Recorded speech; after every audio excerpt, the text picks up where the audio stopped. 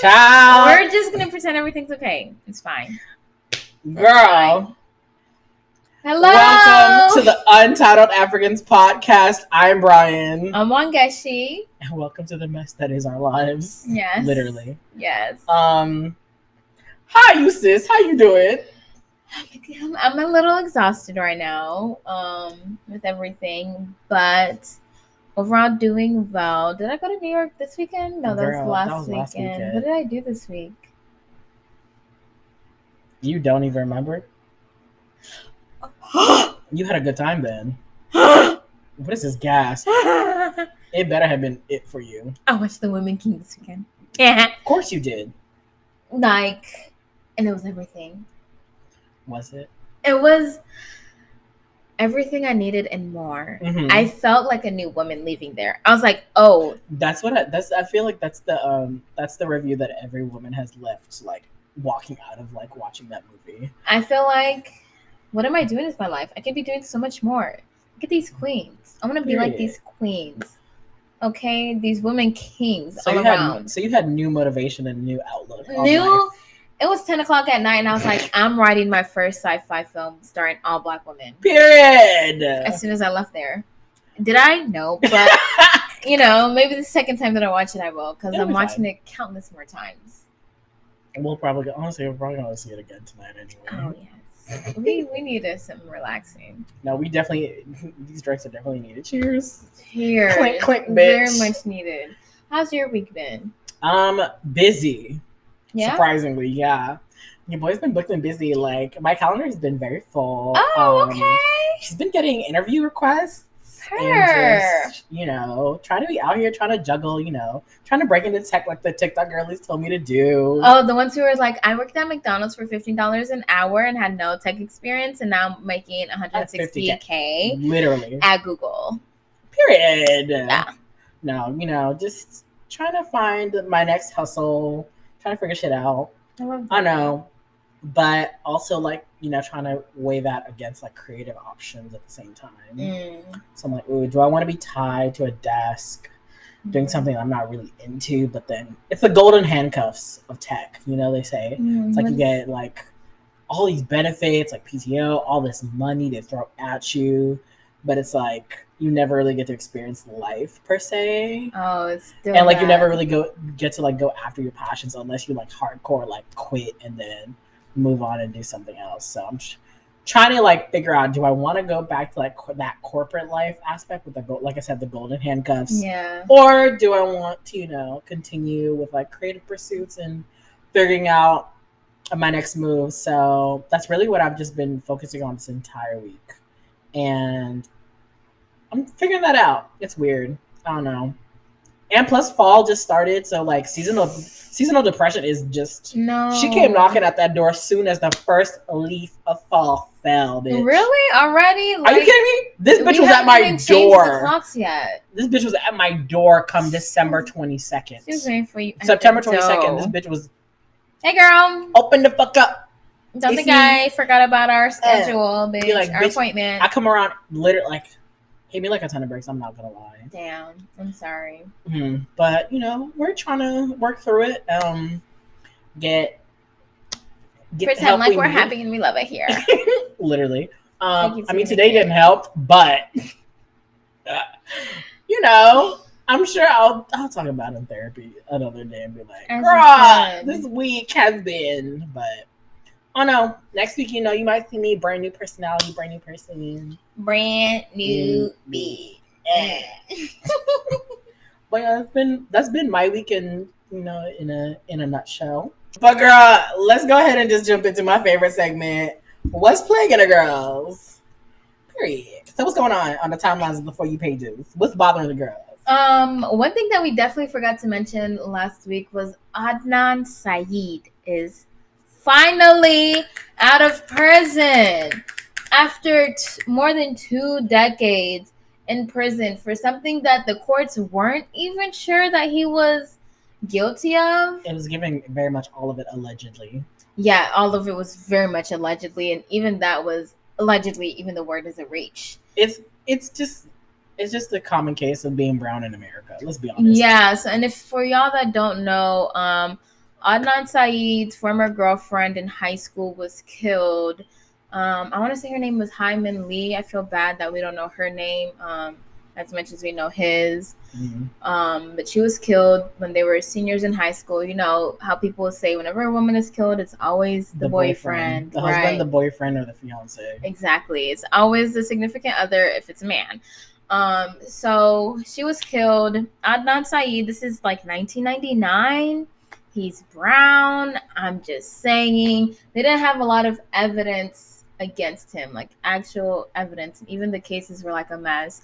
I'm not here to go into all those details. All I know is when I listened to Serial, which was like one of the first podcasts I listened to, I was like, I'm not 100% sure because the way that Sarah, I'm forgetting her last name, told the story, she made it, she made you feel he was innocent at some times and other times you're unsure. He could have done it. Exactly.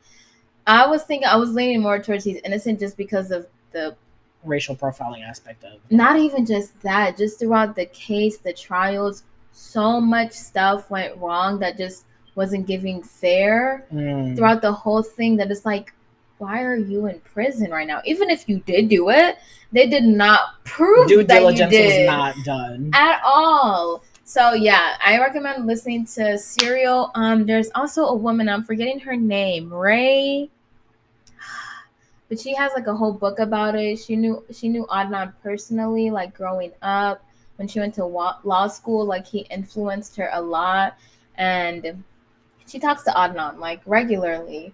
And she has a whole book that will give more insight into like his personal stuff that I recommend. But anyways, this man went to jail at 17 years old. Child. He's been in there. That's literally a child. Yeah, he's like 39 or something now, or 40 something. Yo, imagine? I can't. Within the 20 years that we've just been alive. Yo. How much has changed and then having to come back into society. Oh my God. Insane. He was like trying to send like a voice note that woman sent, and he was like, hey, is this thing on? I don't know if I'm recording.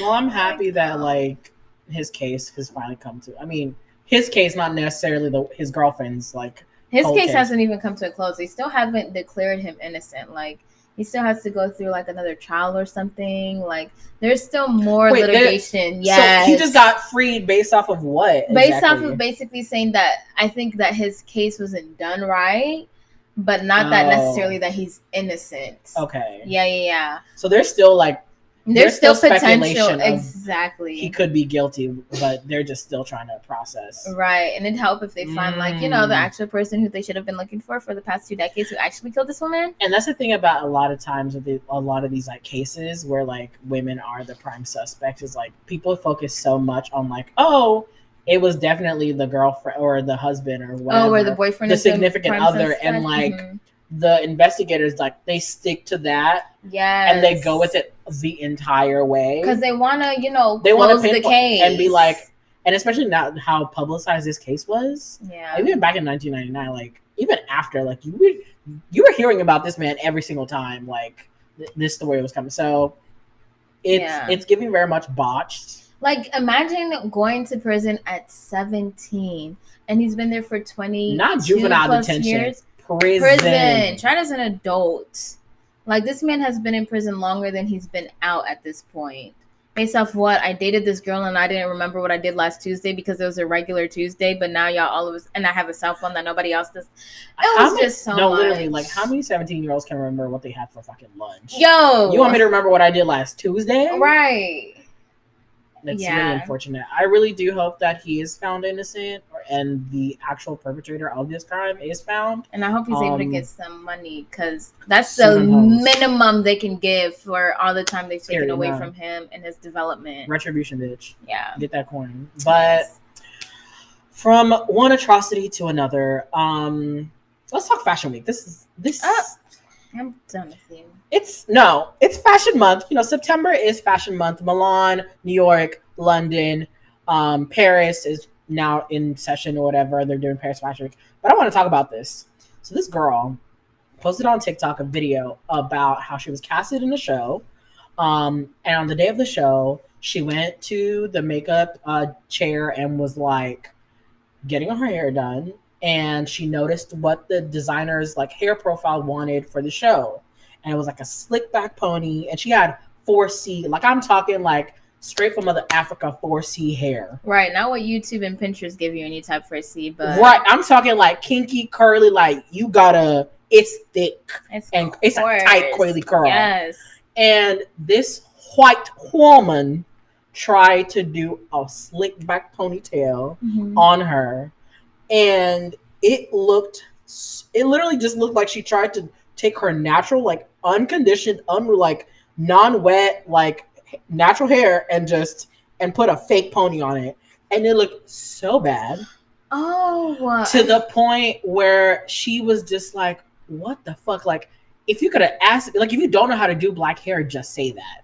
And this is not the first instant that this has happened this year. So this was at New York Fashion Week that this happened to this girl. Then at London Fashion Week, I think it was London or Milan, this other black woman is like, I'm in the makeup chair and I'm getting my hair done, and I'm looking at the profile of what the designer wanted for the show, and there's literally like a bunch of white women working on my black hair, and literally I think it was like a mohawk with like braids coming down the side or something like that.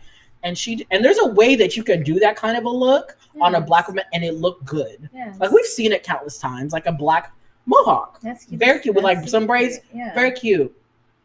After the white hairstylist did the hair, she literally saw it in the mirror. I was like, oh my God, what the fuck?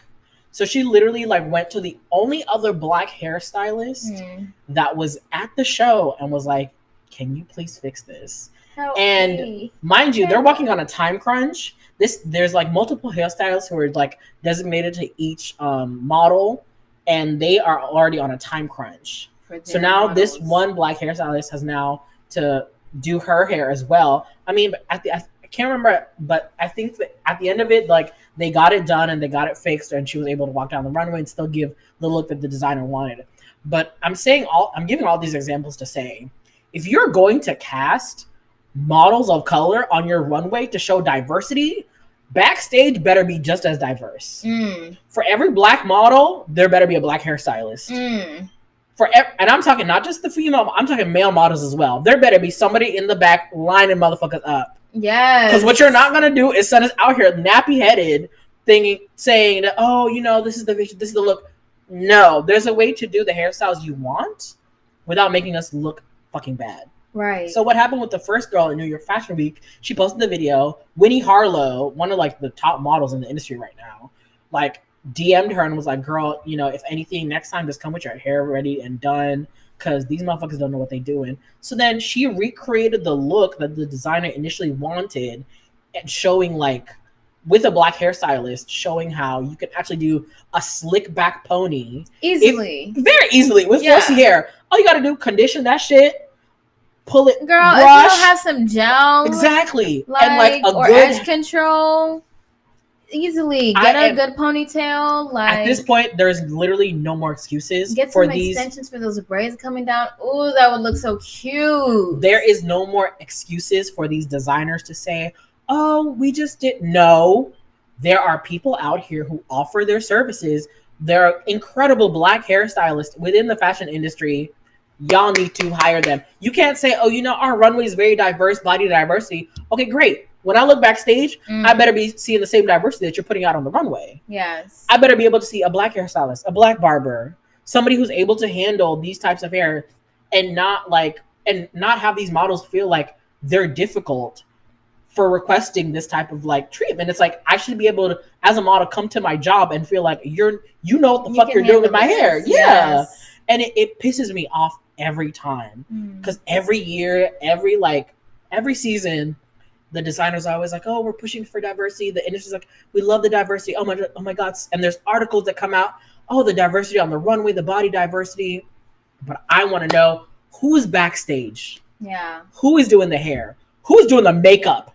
That's another thing. Who's doing the black girls' makeup? Yeah. Because y'all sending some of these girls down looking very gray. And it's not rubbing right on me. Yeah. Yes. Giving very much flashback Mary. And I'm just like, yeah, no, this ain't it. Y'all clearly did not have.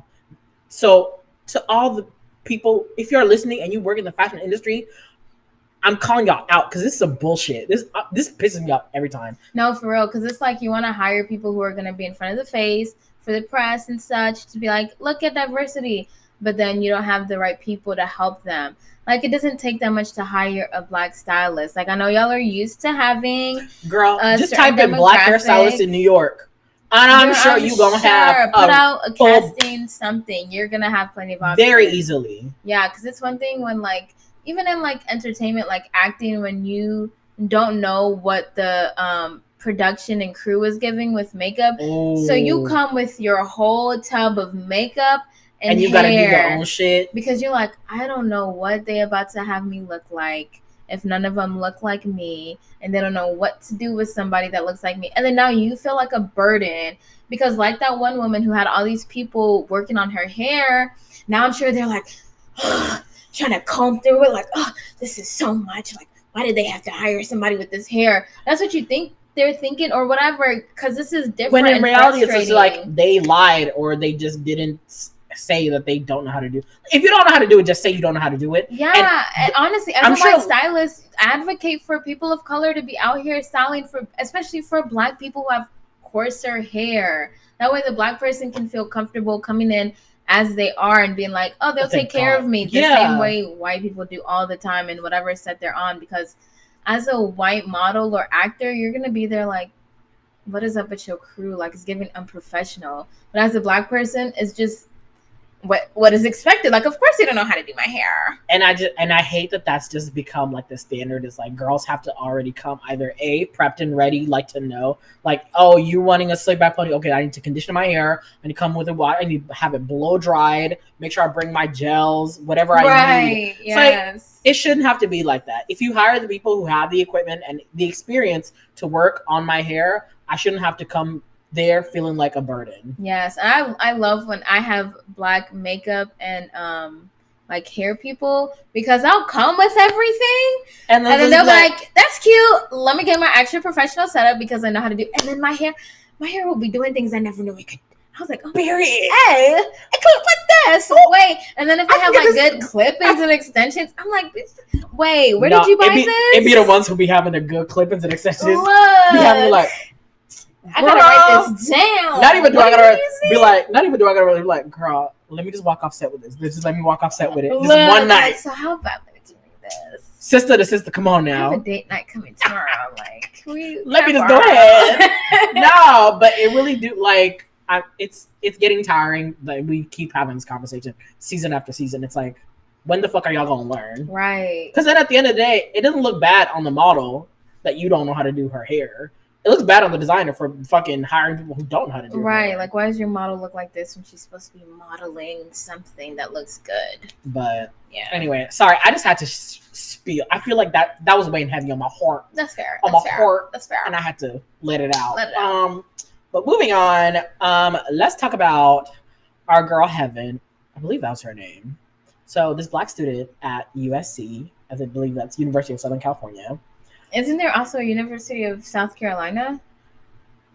I don't know. I'm just talking about USC today. Okay. One of the USCs. This one's in California. This is all okay. I think it's in California. One of the USCs. One of them. So she started in high school, she was part of a majorette crew. Mm-hmm. And if you're into like black culture, the majorettes be the girls that be in the stands, be doing the 8 count, 16s, 32s. Yes, up in the hair. So she was in a crew like that in high school. And when she went off to college, she wanted to continue the tradition of like dancing the majorette style. And she felt that in the school that she went to, there wasn't that. So she went to, I believe it was like the athletics coach or something like that, and was like, hey, I want to start this. And he was like, yeah, I'm down. And was like completely 100% supportive of it. And they just recently, so she started the crew, auditioned girls, picked the dancers, started, coming with routines, and they actually did it. They actually performed at their first school football game this past week, I believe. Oh, wow. Or the week before. Mm-hmm. And so then she posted the video on Twitter, and the HBCU versus PWI fight started. Wait, the HBCU girls were like, what are you doing taking our Black culture to PWIs? How, like the girls were mad. They were like, how are you going? This is for us. This is by us. This is FUBU for us by us. And I get it. Isn't it still a Black girl doing it though?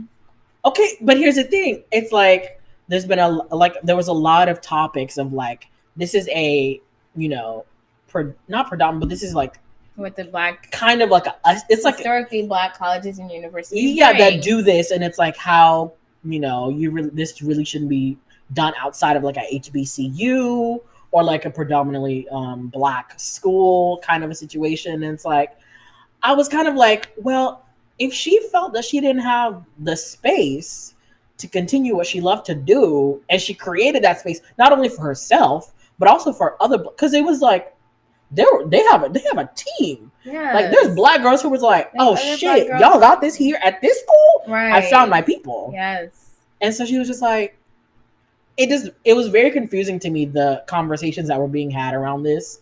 It's like, I want to understand, why are y'all upset? Because it's like, it's a Black woman.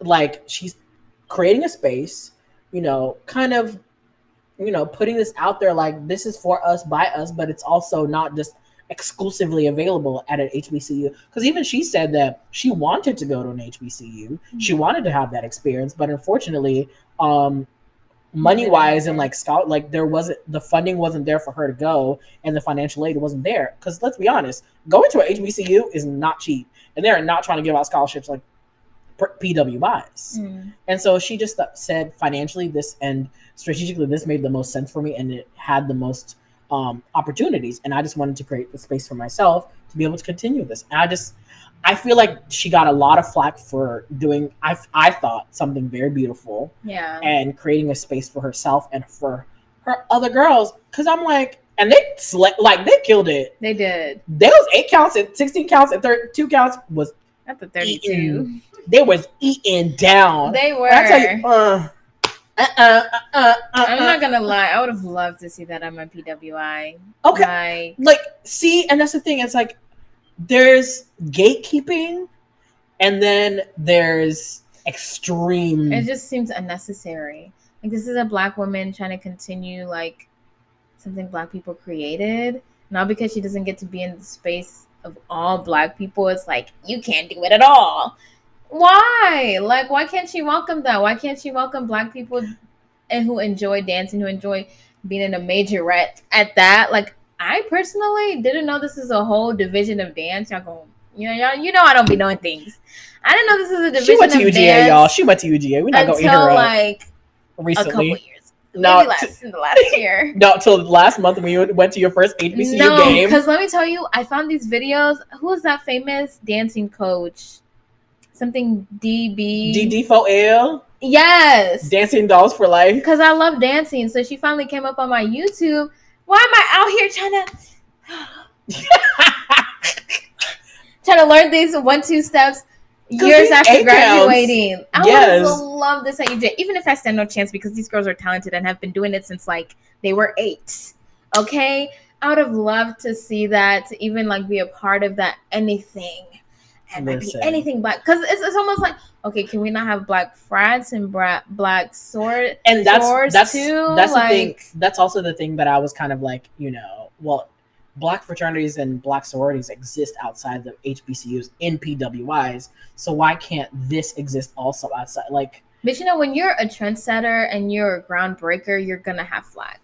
Period. Because you're doing something new. You're doing something different that the girls aren't used to. And I think a lot of people, their fear was that when it came to next season, and now that this has been popularized at a very large school, it's like, the white girls gonna want to have to come in, and they're gonna want to dance because they don't want to be on the cheer team no more. They want to be on the majorette team. Because the majorettes are where it's at. They don't want to be on the color guard. They want to be on the majorette team.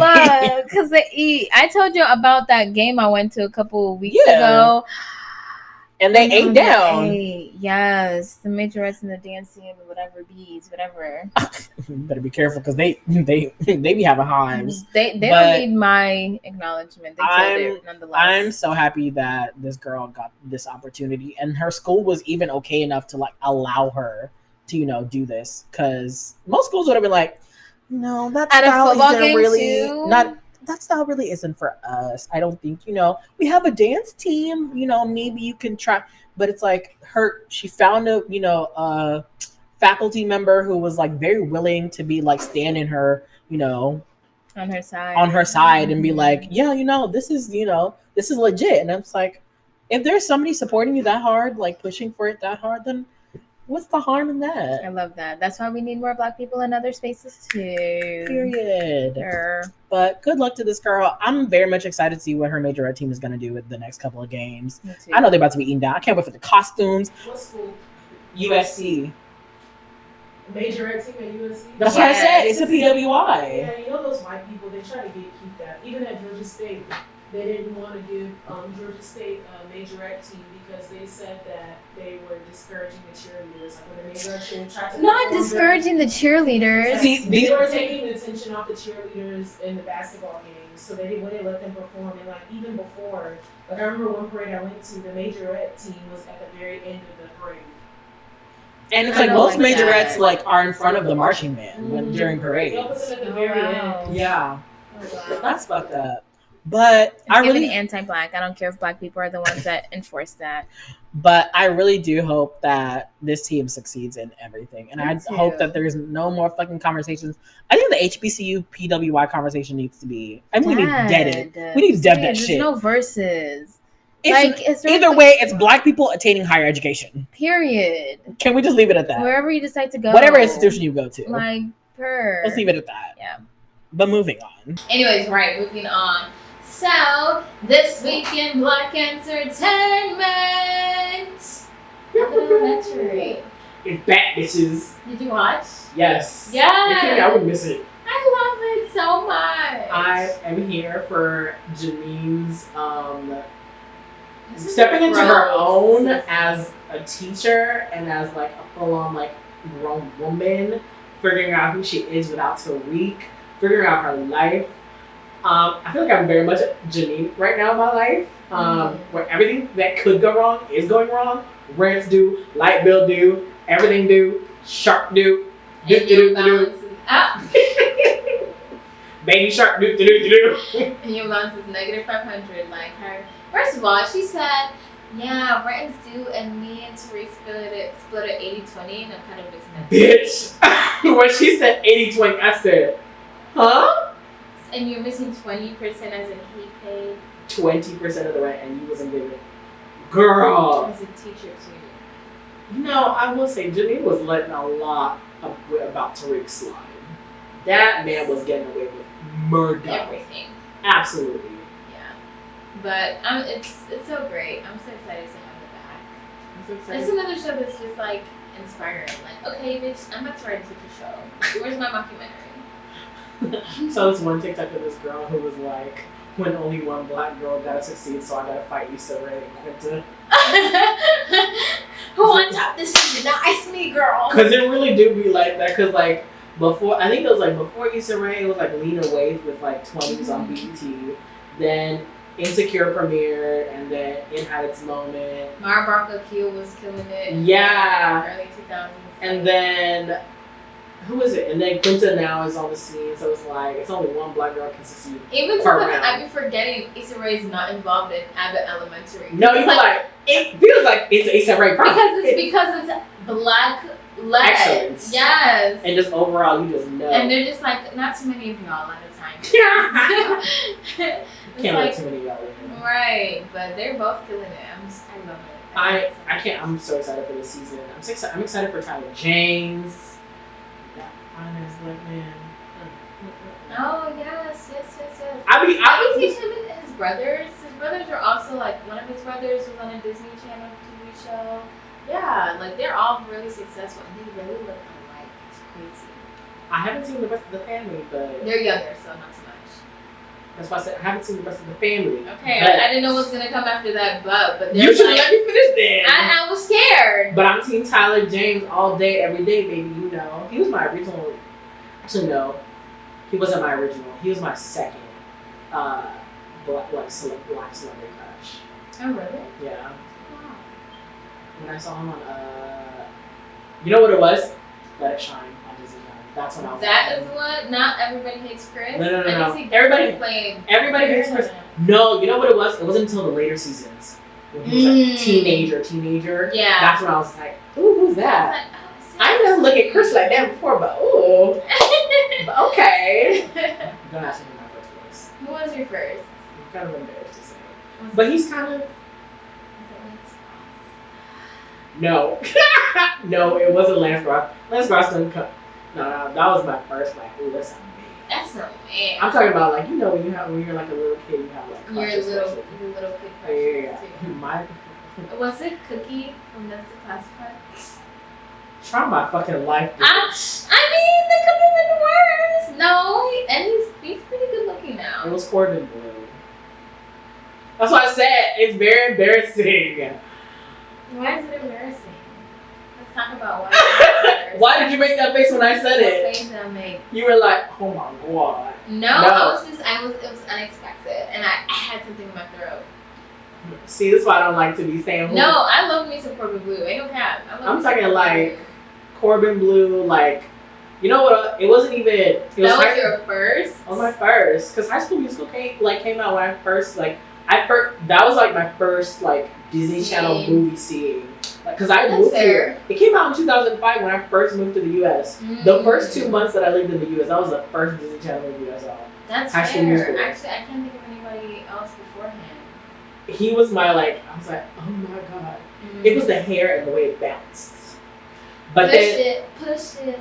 No, let me get into it. But then. Oh, the evolution. But then, when he came out with Jump In with Keke Palmer, and he was over there in that boxing ring, I said, let me be that speed bag.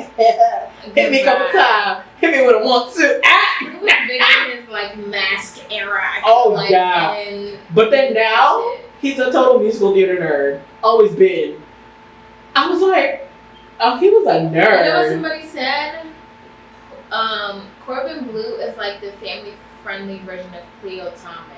And if for those of y'all who don't know, Cleo Thomas is the man who played Zero in Holes. It was like the hood version, the one you take to your parents. Well, actually, I think I saw a TikTok about this. They both auditioned to play Zero in Holes. Really? Corbin Blue could have been in Holes, against Shia LaBeouf. Could you have imagined that? But no, Cleo Thomas now look good too. Yeah. You can hit it anytime too. And I love their content. He'd be funny. I'm glad he found his own niche now within the social media content. And just making funny jokes and he being DreamCon and all of that. He's thriving. Love it. Love it for all the beautiful black men from the two. All our childhood crushes just doing it big now. Yes. Love that for them. But more black entertainment news. Whitney Houston is getting a biopic. Another one. The trailer released this week. Why don't you sound excited? Because did her family agree? I don't know if this was so. Apparently, this is coming from the same writers who did the Bohemian Rhapsody, the one about Freddie Mercury and the band Queen, that won Oscars, and Rami Malek won an Oscar for Best Actor.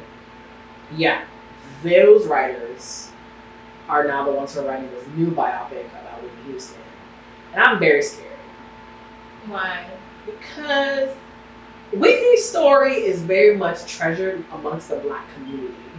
If you can't tell it right, don't fucking tell it at all.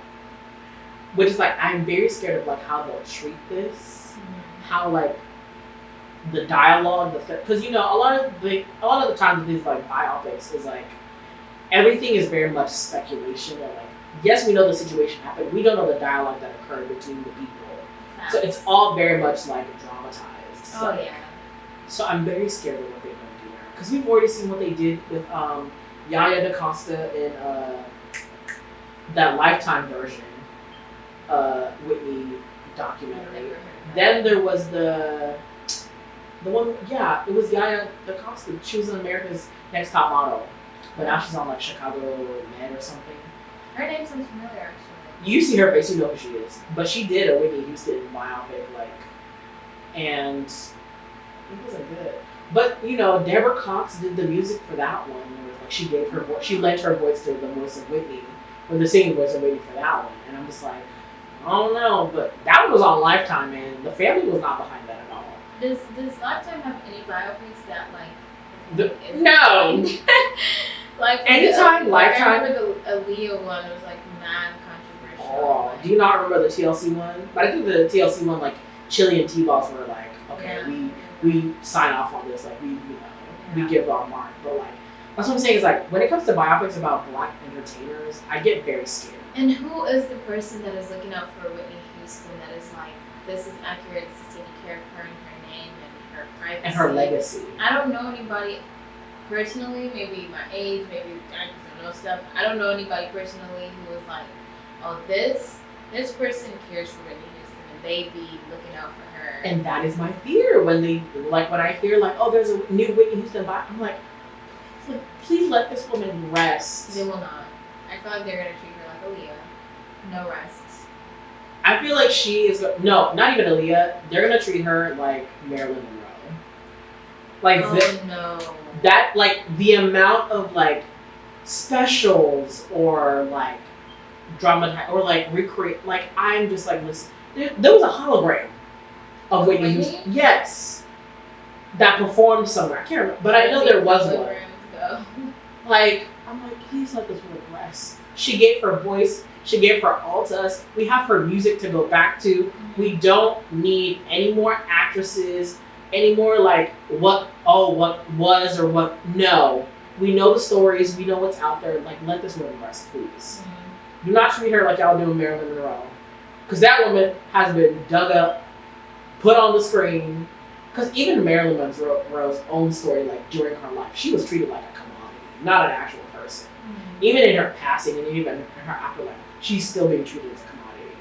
And I just hope they don't do that to Whitney Houston. And like, I feel like this, I know it's coming from the writers of Bohemian Rhapsody, and like that got a lot of critical acclaim for like how they treated it and how Freddie Mercury's character, whatever. Fine. But I get very scared when they do this with Black artists. So that's just my own fear. Yeah. But speaking of Black artists who, associated with the NFL. What? No, because Whitney did the most listened to rendition of the Star Spangled Banner when she performed it. But do they do the Star Spangled Banner in football? It's the national anthem. They did that in football? Yes, they performed it. It's not like baseball or something? The Star Spangled Banner is the national anthem of the United States of America.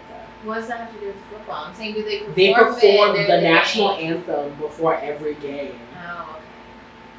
You're the type of person who shows up like halfway through the second quarter and be like, "Who's winning?" Yes. And what about it? But anyway, moving on. Super Bowl. Rihanna. Finally, we are getting Rihanna performing. I don't know if she's gonna give new music. I don't know if she's gonna give us, cause she could pull a Beyonce and drop like a Lemonade type. This is what Rihanna's gonna drop. Hey y'all, so new Fenty is gonna be coming out. So if you could just check it out, so Rihanna, that's coming. No. Thank you so much. And she's gonna go back to her baby and being a lovely mother. Yo, when I heard this news, I was like, Rihanna Super Bowl. Why hasn't this not happened sooner? I thought she was like offered it and then denied it like some years ago. Yes, because of the Colin Kaepernick situation. Yeah. I thought the NFL was doing it. Well, Whatever. Pepsi is no longer sponsoring the halftime show. It's being sponsored by Apple Music. Apple Music said we get into the sports game. They said Apple is in everything now. Okay, girl. They said we get in the game, and I'm kind of not mad at it because this opens up like a whole like category of artists. Because there were a lot of artists who were Coke sponsors or like Coke ambassadors who couldn't go on to perform on the Pepsi stage for the halftime show. So now that Apple Music has taken over, and they're like, they're cool with everybody. They're even saying like Drake could be a possible contender in future years, which I don't know what the fuck that nigga gonna perform. Don't have the whole fucking stadium crying. Drake is like has good music, but performance-wise, at least that's the one time I saw him, it was boring. I feel like it would be the Weeknd all over again. I didn't watch Exactly. The weekend's halftime performance is probably one of the most forgettable halftime performances. Like I remember Katy Perry performing. I don't remember what the weekend I did. remember Shakira performing. That Exactly. was great. Speaking of, apparently there's already like speculations who she might bring on. Oh yeah. Cause you know she's done everything with everyone. Yeah.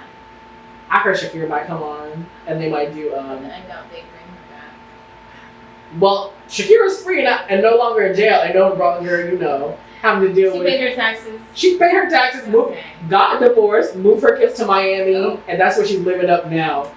Period. So I'd love to look and see Sean Paul. Like, if Oh my we're God. gonna be out here in the Caribbean. I really hope she does Ponder Replay. Oh my god, she has to. Oh, Ponder That was the Replay. Rihanna song before we even knew who Rihanna was. And we're like, oh, come on. Pussy. Like, S&M though, let me tell you, I don't know, how old were we when that song came out? amp. I was like girl. 14 years old watching the music video, like this is gonna be my life when I'm 20. Not my life when I'm 20. The music video, I was like, I would be chains and whips and sex. Oh, that's my name. You know what I think she might do? She might do what she did when she got the Video Vanguard Award at the MTV Awards and just do a medley. was it the one where she brought everybody on stage? Remember? Oh my gosh, she has to. I hope she does. I just want it. That is so black, so Caribbean, so perfect. Like, it would just eat the house down boots. Damn. Oh, I would love to see that on a Super Bowl stage. I'd be like, yes, Riri. You may not give us no more music, but if this is what you're going to give us and never come back to music again, I could low-key be happy about it. I didn't realize Anti was her last album from 2006. Bitch, we graduated high school a year before that.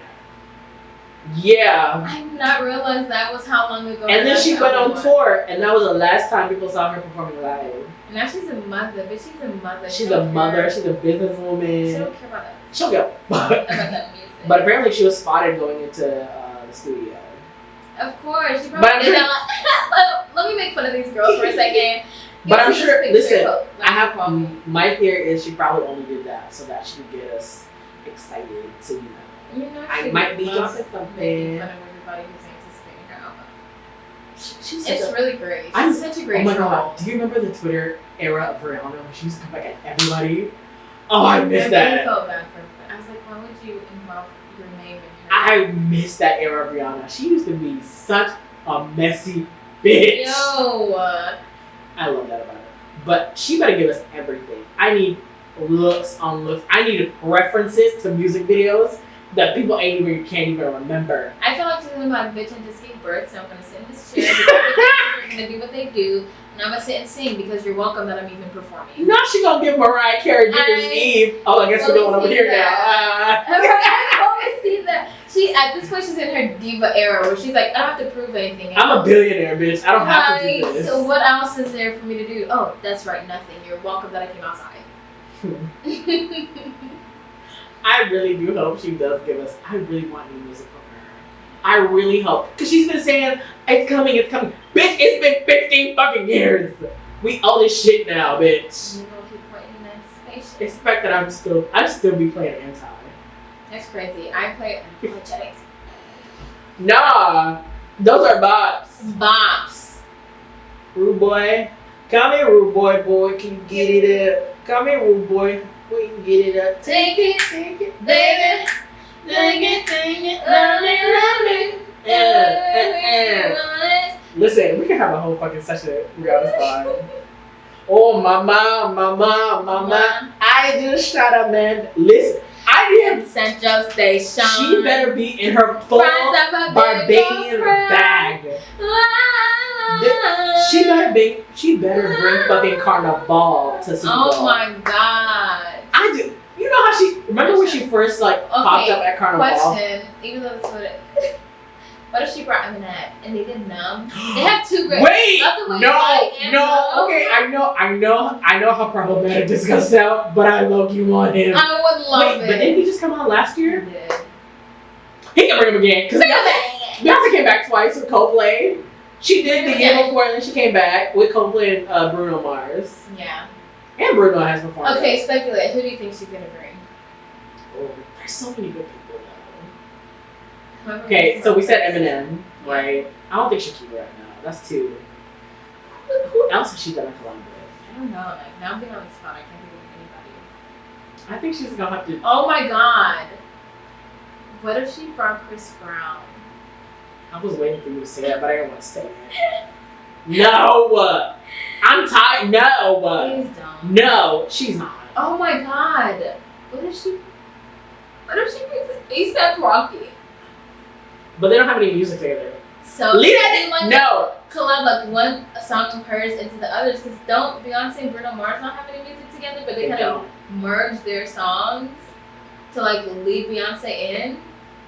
Yeah, but that's because that's Bruno Mars and Beyonce. ASAP Rocky is not to the caliber of any of them. No, if anything, I feel like she. Who? Oh my god! What if she brought out Kanye? 4, 5 seconds from Wildin'. I can totally see that. But I feel like Kanye would like not because ego. I don't know though, but I could actually see that. Bring that. Damn, what's that white man from the Beatles? Bon Jovi? No. No. Paul McCartney. Yes, Paul McCartney. And she brought that man out. People, they gonna eat him up just like you did when the video came out. Ooh, they're like, I'm so happy. Oh my god. But she should actually low-key bring up Kanye. Or even Kendrick. I could totally be here for her. Oh, I would totally be here for her. But I have a feeling Drake might be a good test. Drake might be. Yeah. Oh, no. Oh, what's my name? Not even. He could just be in like he is in all her other videos, just there watching her dance and amazing it. Like, but I don't think she would because they have wild thoughts too. Well, what about ASAP? She don't give a fuck about that nigga. That nigga gonna be home with the baby. he on daddy duty. Don't nobody give a fuck about him. But either way, whoever she brings out, I'm very much excited and I'm very much here for Rihanna and this one. It's gonna be lit. Yeah. I just suck that we have to wait till fucking February for this shit. Is it February or January? It's February. Fuck. Yeah. Damn. She better release new music between that time. She's not going to, but you keep hoping. But moving on to Black women and excelling in their field. So Big Brother, do you watch? Have you ever seen? I've seen with Tiffany Pollard. She's like Celebrity Big Brother. Oh, there's two different kinds. Yeah, there's two different kinds. So there's regular people Big Brother and then there's Celebrity Big Brother. Oh, yeah. Yeah, so she was on Aren't they the ones that are like recorded 24/7? Yeah, they're in the house by themselves. Yeah. And I didn't know it was like, giving like real world that they voted each other off. Yeah, it's giving very real world meets Survivor. Oh, so do they do like challenges? Yeah. So you get voted off if you lose the challenge? I don't know if you continue. I don't know the specifics. I just know this season has been the only season that I've cared about. This one and the one I think before when they had like the Black Council, where like all 6 of like this group of like I think it was like the first time in Big Brother history where like majority Black or people of color were like in like the top like 6 or something like that. They like had a Black Council that like was strategically voting like people out, and they were just saying, "No, the Black Council can make it all the way to the end." Forming an alliance. But the reason I'm being a Big Brother, this is actually really huge. The first time in their history that a Black woman has won the Big Brother, like whole competition. How long has it been going on for? 22 years. In 22 years, a Black woman has never won Big Brother. Goodbye. Now, mind you. So did they form a Black Council this season? No. This year, they turned on a Black woman. Everybody wanted, not everybody, but like a majority of people wanted this girl. She was in the bottom 2 6 times. The one who won? Yes. Girl, you better work. And each fucking time, the other person who was sitting next to her on the fucking couch would get sayonara, peace, just out. So she won the competition, and not only did she win the competition and the $750,000, she also won the favorite house guest. Oh, so it's like, which is like kind of like Miss Congeniality. Oh, okay. So for winning that, she got another $50K. So in total, this girl won. That's the first time in history that the Big Brother winner also won favorite house guest, And the first time in Big Brother history that a black woman has won. Wow.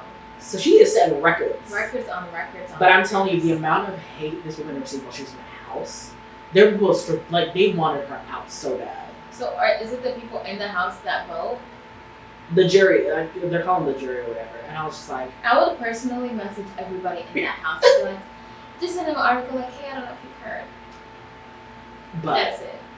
well, in the end, she won, and she gave this really great speech how like in life as well as in this competition as women we have to fight no matter whatever obstacles are against us. When people count us out, people want us to do so bad. You gotta persevere, and that's what I did, and that's why I feel like. So, because they gave like a whole thing before but yeah, she won, and I was very much happy about it. And I hope everybody who was praying for her downfall very much ate crow. I hope it very much stung you in the fucking ass for trying to count on a black woman. Because one thing about them, they will never be the ones, the twos, or the three, baby. They are the only one, the number one. Okay, period. So Taylor, hail, shout out to you, girl. Shout out. Congrats. Spend your money, girl.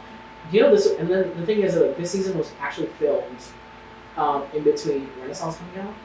So she had not heard Beyonce's album.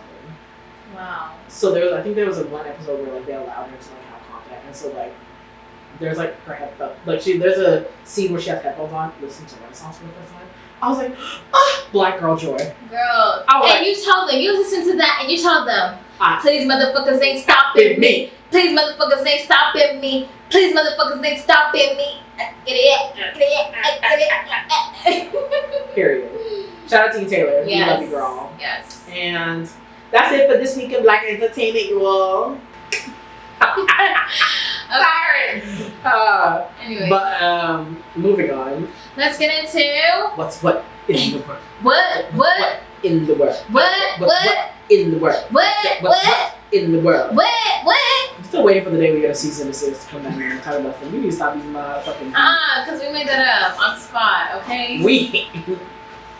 Yeah, you're right. It was a we. Let's talk about something that matters. Okay.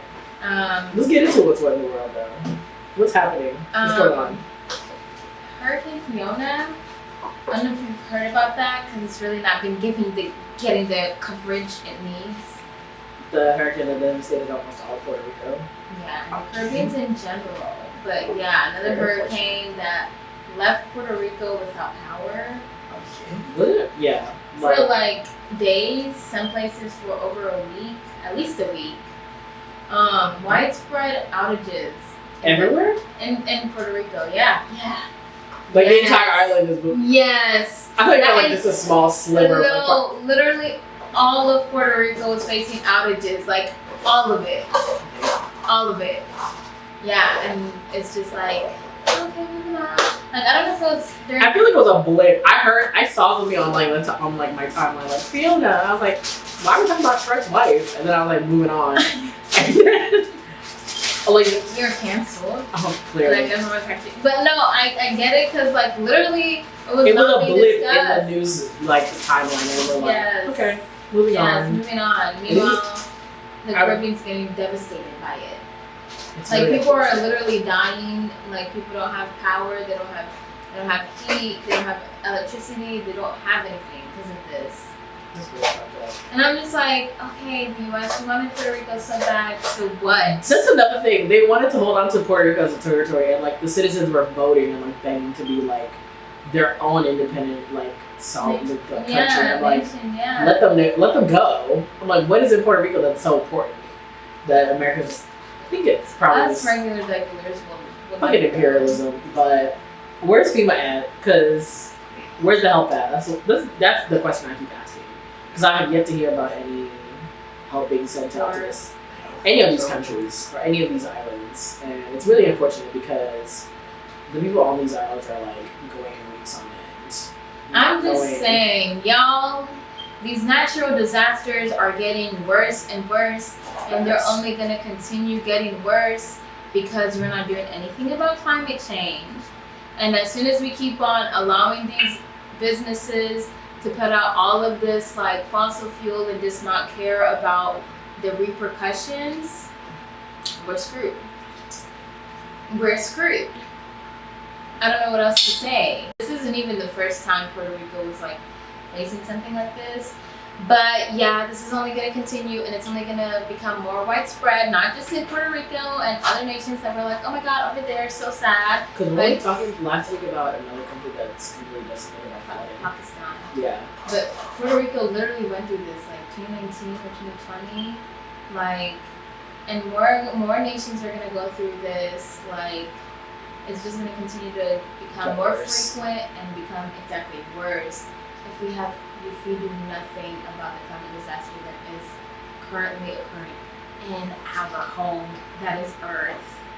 I don't understand why we can't care. If you haven't caught on yet, the Untitled podcast is very much pro-green.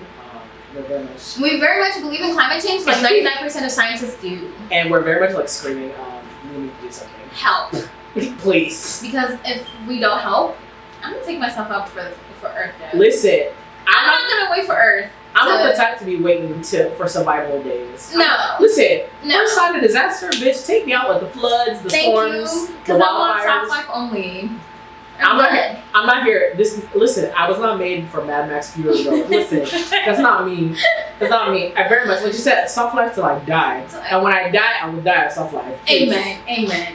No, but we do need to make some serious changes within the environment and like the way we contribute to it, because it's fucked up. Yeah. But reach out to any avenues you think to help out Puerto Rico. I know the people are definitely asking for a lot of a lot of those. You've gone on your most recent cruise, something. Yeah, we know all y'all been traipsing across the Caribbean islands. That's where SUPERBOWL, like third, whatever the cruise lines be. Go ahead and definitely give that money that she's giving for your vacation to the people, help them out, do what you can. But in other news happening in what's what in the world, Masa Aminu. This story came across my timeline and I was not only outraged, but just it burned me to the core. She was a 22-year-old young woman who was walking down the street with her brother, and she lives in Iran. This is where the incident happened. She was walking down the street with her brother, and she was stopped by the morality police in Iran. If you don't know who that is, they make sure that religious, Islamic laws are being followed in the way women dress and whatnot. And they stopped her because they stated that she was wearing her hijab incorrectly. And if you're not aware, she was, I'm assuming they're saying that she was just draped over her head and just thrown over her shoulder, not in the traditional full hair covered all the way down to the face, neck area. So they stopped her, and they detained her, and then when they took her to the police station, she passed out and she was taken to the hospital, and unfortunately later on she died. It came out that she had been, when she was brought in, she had bruises from being beaten. And it's alleged that the morality police that stopped her beat her within minutes of her life. There's video footage of her at the police station. Yeah, there's video footage of her at the police station when she collapsed and she was taken on a gurney to the hospital. They're saying that she suffered a heart attack. But for a young woman at the age of 22, that's very strange. It's not been confirmed if it was in fact a heart attack or if it was due to the injuries from being beaten, but it's led to a lot of protests in Iran from a lot of women burning their jobs in the streets, to the point women are shaking their head in solidarity, saying that these morality laws or this hijab rule is honestly just misogynistic. To its core. Morality police in Iran has historically been known to use excessive force, literally beat people into comas. For a woman with what her family says has no disposition. Yeah, no prior medical issues. 22 years old and have a heart attack? That's so you've never had anything similar to that before, and even looking at the video of her arrest, because it's all I could watch, because even just knowing what is leading up, like that being her final moments is a lot. And see, she fights. She is a fighter. Miss Masa Amini was a fighter, and I think that's what contributed to her demise. Because, I mean, you're a woman in Iran. You're a woman in that kind of environment where you're not supposed to be a fighter. No. Even here in America, we talked about the therapist, and I know her consequences paled in comparison to what Masa experienced. But it's like something about a woman being a fighter, being outspoken about what she believes in and what she feels like she should be able to do and shouldn't do, is just looked down upon. And they're just like, what is the worst kind of consequence you can face for that kind of thing, for being a woman and daring to speak out for yourself? No. And she faced the worst kind of consequence you can face. Like, she's dead now because of what? Expressing her right as a woman to wear what she wants to wear. Like, it's so sick that these conversations are still being had in 2022. And you're telling me because of what happened during the 1970s, and don't get me wrong, I don't know all about that and why they decided to make that, enforce that as mandatory. But I know that women are speaking out against it, and if they don't want to wear it, they shouldn't have to wear it, and their lives shouldn't be at risk because they say, I don't want to wear it in this way or at all, period. Yeah, I think, and even the current president of Iran, he was in New York to, I believe for like the UN delegation or something, and he was supposed to be interviewed by Iranian reporter Christiana Manpour, and she is interviewed. We love her. Queen. She don't play. She gets all the dirt. So he was supposed to be interviewed by her, and A, he was late. B, when he showed up, he said he was not going to sit in front of her until she put on a headscarf. Or put on a hijab. Not to Emmy Award-winning Christian Amanpour. Now, mind you, she's not in Iran. This is in New York. Yes. At a hotel or at a studio, most likely. Or he's like, yeah. Yes. And she has interviewed every Iranian president since. Yes. And for this man to be like, I'm not, and he said he wasn't gonna go in front of her until she put on a headscarf. And so I was just like, I think just from that instance, you can tell if that's coming from the top person within the government of this country. Can you imagine like the trickle down to what it's like showing as an example to the morality police that, you know, being heralded as like people to enforce these laws. The obsession to want to control a woman's body is crazy. And the thing is like before the Islamic revolution of I think 1978 or 79, like women in Iran dressed very westernized. Like they'd be at the beach like in bikinis, like they'd be like mini skirts. It was very like before this, and then like during the revolution, things changed. Power, you know, religious power became rule of law there, and just women became now people to like not to be seen, heard, or any of that, but just, and it's fucked up that this is something that we're still having to deal with in 2022. I never want to judge people's like religious beliefs or religious choices, but we have to look at, give them the freedom like to choose. We have to look at like where we are as a society and what certain aspects are kind of okay and kind of, a little bit archaic to, continue to push forward. I'm just like, this story really hurt me. I was like, damn, to think that like in this day and age. But I mean, let's look at the abortion law that just fucking. It's worldwide. It's the control I can't even say bodies is worldwide. It just shows up in different ways. But in whatever aspect that like it takes to control a woman's bodies, it's literally throughout the world. It's like racism. Whereas like in America, it may be like, oh, a black church got shut up. But literally in Africa, you'll be like, oh, why did those people who are either white or lighter skinned than me get taken by the taxi before we have been, even though we were here first? Right. Like it just shows up in different ways. but the control of women's bodies is literally everywhere. It's the fact that it's like it crosses all boundaries. Yes. Like there's nowhere safe. Like from your clothes to your literal reproductive system. Bruh. It has to be controlled. It's like, oh, From you the moment thought you're you had born. control over it? No, ma'am. No, sir. No, ma'am. Specifically, though. And even as a westernized, as much as we want to say we're so modern, it's like we still do this shit. Oh yeah, yeah. Because even with let me not call her out, but respectability politics has a lot to do with women and how they should show up in whatever fashion and how they should look in the airport, in the mall, picking up their child from school, leaving the house, period. You should look a certain way. Why do you have your bonnet on? Braids versus, bone straight, silk press at work. That hairstyle isn't giving professional.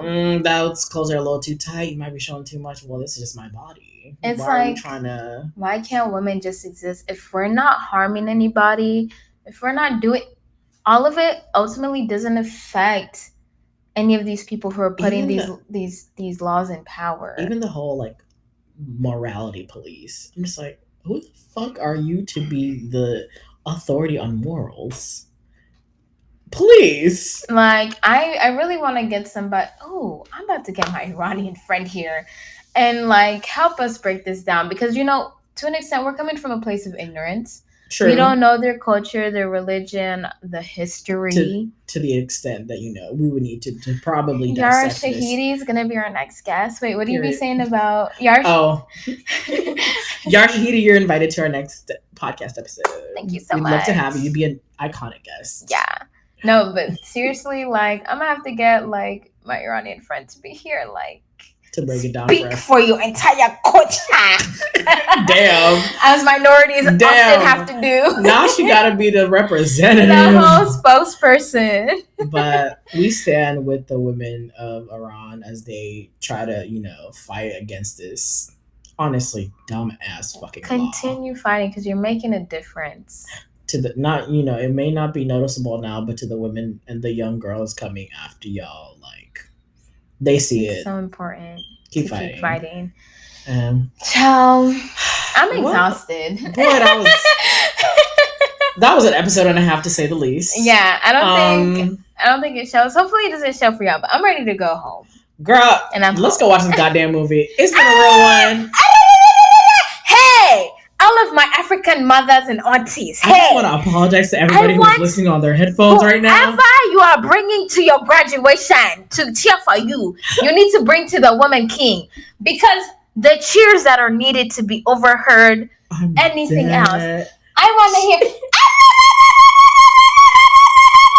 Yeah, we just gonna cut her mic off. You hurt people's ears at this point. I'm sorry. I'm all about it, but damn, girl. Ooh. I'm sorry, but I just want to hear the African aunties as I'm cheering for Viola Davis and her soldiers. Period. I don't want to hear nothing else. With that said, we're gonna go watch this Woman King movie, y'all. I'm gonna go see it for the first time. She's gonna see it for the 500th time. I don't know how many times she's gonna see this. But it's been real, y'all. Don't forget. Subscribe, comment, rate this podcast, YouTube, Spotify, Apple, Amazon, wherever podcasts are found. Check us out. We love y'all. Keep following on the socials. Let us know how we doing. We love to hear your feedback. Yes. And on that note, we out.